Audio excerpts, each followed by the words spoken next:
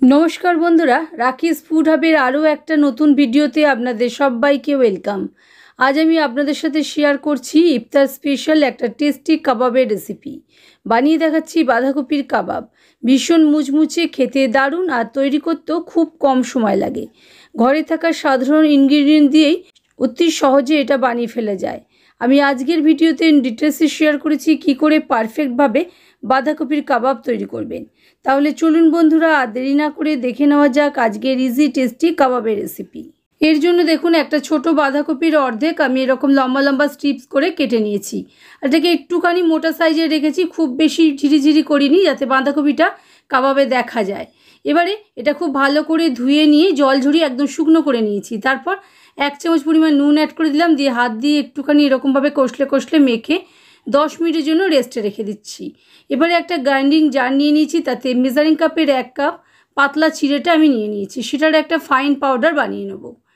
দেখুন এটার একটা ফাইন পাউডার তৈরি হয়ে গেছে। এটাকে সাইডে সরিয়ে রেখে দিচ্ছি। এবার বাঁধাকপিটা অনেকটাই নরম হয়ে গেছে নুন দেওয়ার ফলে। দেখুন এবার যে এক্সট্রা জলটা আছে সেটা আমরা ফেলে দেবো, তা নইলে এই জল শুদ্ধ যদি আমরা করি কাবাবগুলো তাহলে কিন্তু অনেক বেশি বেসনের ব্যবহার করতে হবে। এবারে দেখুন এইরকমভাবে চিপে চিপে যতটা চেপা যায় আর কি চিপে চিপে জল ঝরিয়ে নিয়ে নিয়েছি। আর এই জলটা আমরা না ফেলে দিয়ে কোনো সবজিতেও ইউজ করে নিতে পারি।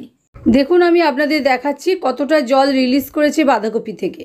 এর মধ্যে একটা বড় সাইজের পেঁয়াজ এরকম স্লাইস করে নিয়ে নিয়েছি। এরকম হাত দিয়ে পেঁয়াজের স্লাইসগুলো আমি খুলে দিচ্ছি যাতে এগুলো খুব সুন্দর ফর্মে হয় আর কি। এর মধ্যে 1 ইঞ্চি পরিমাণ আদা গ্রেট করে 5-6টা রসুনের কোয়া থেতো করে আর 4-5টা গোটা কাঁচা লঙ্কা কুচি করে অ্যাড করে দিয়েছি। সঙ্গে বেশ কিছুটা ধনেপাতা কুচি, 1 চামচ পরিমাণ মৌরি, 1/4 চামচ পরিমাণ ধনে গুঁড়ো, 1/2 চামচ পরিমাণ ড্রাই রোস্টেড জিরে গুঁড়ো, 1/4 চামচ মতো হলুদ গুঁড়ো, 1/2 চামচ মতো লাল লঙ্কা গুঁড়ো আর 1/4 চামচ মতো গরম মশলা গুঁড়ো অ্যাড করে দিয়েছি। দিয়ে আমরা যে পাউডার করে চিড়ে গুঁড়োটা করেছিলাম আর কি সেইটা অ্যাড করে দিয়েছি। দিয়ে সবটা প্রথমে ভালো করে এরকম আলতো হাতে মিশিয়ে নেব। একদম ঝরঝরেভাবে সবটা কোট করে নিচ্ছি সমস্ত মশলাটা চিড়েটা। দেখুন এরকমভাবে ভালো করে মাখা হয়ে গেছে। এবারে এর মধ্যে আমরা বেসন অ্যাড করব।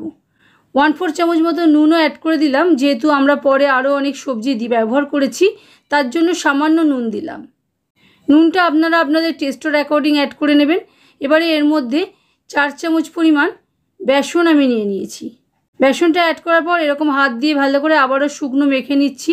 প্রথমেই জলের ব্যবহার করার দরকার নেই, ভালো করে সবটা মেখে নেওয়ার পর খুব সামান্যই জল লাগবে, খুব সামান্য। আমি 1 চামচ পরিমাণ জল অ্যাড করলাম, দিয়ে সবটা আবারও এরকমভাবে ডলে ডলে মেখে নিচ্ছি। এখানে আপনাদের জানিয়ে রাখি চ্যানেলে আমি এর আগেও অনেক কাবাব পকোড়া আর এরকম ইনস্ট্যান্ট নাস্তার রেসিপি শেয়ার করে রেখেছি। আমি ডেসক্রিপশন বক্সে লিঙ্ক অ্যাড করে দেবো, আপনার ইচ্ছে হলে দেখতে পারেন। দেখুন বাইন্ড আসতে একটু অসুবিধা হবে মনে হচ্ছে, সেই জন্য আরও 2 চামচ পরিমাণ জল অ্যাড করে দিলাম। এটাকে একটা ডোয়ের ফর্মে বানিয়ে নিতে হবে। দেখুন হাত দিয়ে কষলে কষলে দেখে নিতে হবে, যদি আসে ডোয়ের ফর্মে তাহলে কোনো অসুবিধা নেই, আর তা নইলে আরও অল্প একটু বেসন আমি অ্যাড করে নেব। দেখুন আরও অল্প একটু বেসন লাগবে মনে হচ্ছে, সেই কারণে আরও 3 চামচ পরিমাণ বেসন আমি অ্যাড করে দিয়েছি। দিয়ে আবারও ভালো করে মেখে নিচ্ছি। খুব সামান্যই জল অ্যাড করলাম, জলটা একেবারে অ্যাড করবেন না, অল্প অল্প জল দিতে থাকবেন আর দেখতে থাকবেন। খুব কম জলই লেগেছে, মোটামুটি 4 থেকে 5 টেবিল চামচ পরিমাণ জল আমার টোটালে লেগেছে। এবারে ভালো করে সবটা মেখে নিয়েছি। দেখুন একটা ডোয়ের ফর্মে চলে এসেছে, তার মানে আমাদের কাবাবের মিশ্রণ একেবারেই রেডি। এবার এটাকে রেখে দিয়ে হাতটা ভালো করে ধুয়ে এসে তেল নিয়ে চলে আসছি। দেখুন হাতে এরকমভাবে তেল একটু মেখে নিয়েছি, এর ফলে কাবাবগুলো বানাতে আমাদের অনেক সুবিধা হবে।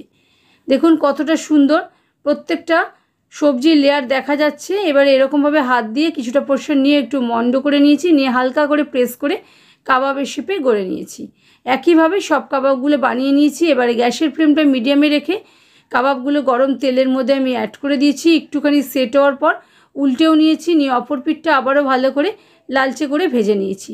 এরকমভাবে উল্টে পাল্টে 2 পিঠ লালচে করে ভেজে নিতে হবে। আর গ্যাসের ফ্লেম যেন হাইতে করবেন না, তাহলে ওপর থেকে তো কাবাবে কালার চলে আসবে কিন্তু ভেতর পর্যন্ত ভালো ভাজা হবে না, ফলে খেতে মুচমুচে হবে না, টেস্টি হবে না। দ্বিতীয় ব্যাচের কাবাবও আমি অ্যাড করে দিয়েছি। একইভাবে গ্যাসের ফ্লেমটা সিমে করে দিয়েছি, কারণ যেহেতু তেলটা আমার খুব বেশি গরম হয়ে গেছিলো। এবারে কাবাবগুলো অ্যাড করার পর একটুক্ষণ করে নেওয়ার পর আমি গ্যাসের ফ্লেমটা আবারও মিডিয়ামে করে দিয়েছি, দিয়ে ভালো করে উল্টে পাল্টে লালচে করে ভেজে নিয়ে তুলে নিচ্ছি। একইভাবে বাকি কাবাবগুলোও তৈরি করে নিয়েছি। দেখুন তৈরি হয়ে গেল আমার ঝটপট ইফতারের রেসিপি বাঁধাকপির কাবাব। এগুলো আমি গরম ভাতের সঙ্গে ডাল দিয়ে খাবো। তবে আপনারা চাইলে এগুলো ইভিনিং স্ন্যাক্স হিসেবেও খেতে পারেন, খেতে কিন্তু অসম্ভব টেস্টফুল হয়। আশা করি বন্ধুরা আমার আজকের রেসিপি আপনাদের ভালো লেগেছে। যদি ভালো লাগে প্লিজ লাইক শেয়ার কমেন্ট করতে ভুলবেন না এবং আপনজন ও প্রিয়জনদের সঙ্গে ভিডিওটা প্রচুর শেয়ার করবেন। আর চ্যানেলে যদি নতুন বন্ধু হয়ে থাকেন তাহলে চ্যানেলটা অবশ্যই সাবস্ক্রাইব করে নিতে ভুলবেন না। আর ভিডিওটা আপনারা যদি ফেসবুক পেজ থেকে দেখে থাকেন তাহলে পেজটাকে ফলো করে নেওয়ার অনুরোধ রইল। ভালো থাকবেন, সুস্থ থাকবেন। আবারও আসছি নতুন রেসিপি নিয়ে নতুন কোনো ভিডিওতে।